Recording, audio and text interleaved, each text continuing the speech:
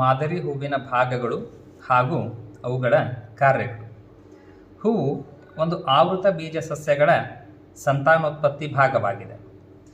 ಇಲ್ಲಿ ಮೊದಲನೇ ಭಾಗ ಪುಷ್ಪಪತ್ರ. ಇದು ಹೂವಿನ ಅತ್ಯಂತ ಹೊರಗಿನ ವಲಯವಾಗಿದೆ. ಹೂವಿನ ಸುತ್ತಲೂ ರಕ್ಷಣೆಯಾಗಿ ಜೋಡಿಸಲಾಗಿದೆ.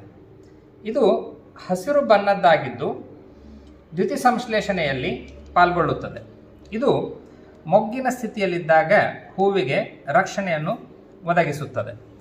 ಇನ್ನು ಹೂವಿನ ಎರಡನೇ ಭಾಗ ಪುಷ್ಪ ದಳ. ಇದು ಹೂವಿನ ಆಕರ್ಷಕವಾದ ಭಾಗವಾಗಿದ್ದು ವರ್ಣಮಯವಾಗಿರುತ್ತದೆ.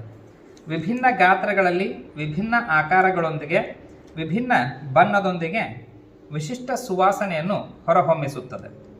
ಕೀಟಗಳನ್ನು ಆಕರ್ಷಿಸುವುದು ಮತ್ತು ಪರಾಗಸ್ಪರ್ಶ ಕ್ರಿಯೆಯನ್ನು ಉತ್ತೇಜಿಸುವಲ್ಲಿ ಪ್ರಮುಖ ಪಾತ್ರವನ್ನು ವಹಿಸುತ್ತದೆ. ಇನ್ನು ಹೂವಿನ ಮೂರನೇ ಭಾಗ ಕೇಸರ ಮಂಡಲ.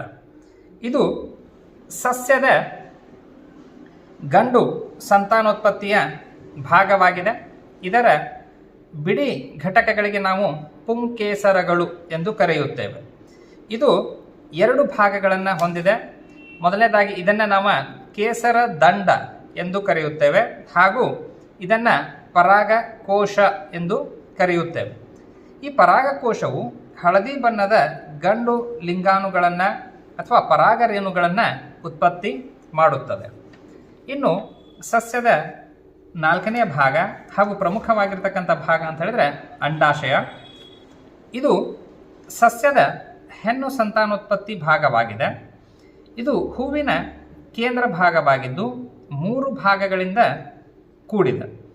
ಇಲ್ಲಿ ಉಬ್ಬಿಕೊಂಡಿರ್ತಕ್ಕಂಥ ಈ ಕೆಳಭಾಗವನ್ನು ನಾವು ಅಂಡಾಶಯ ಎಂದು ಕರೆಯುತ್ತೇವೆ ಹಾಗೂ ಈ ಉದ್ದನೆಯ ಮಧ್ಯಭಾಗವನ್ನು ಶಲಾಕ ನಳಿಕೆ ಎಂದು ಕರೆಯುತ್ತೇವೆ ಹಾಗೂ ಈ ಅಂಡಾಶಯದ ಮೇಲ್ಭಾಗವನ್ನು ನಾವು ಶಲಾಕಾಗ್ರ ಎಂದು ಕರೆಯುತ್ತೇವೆ.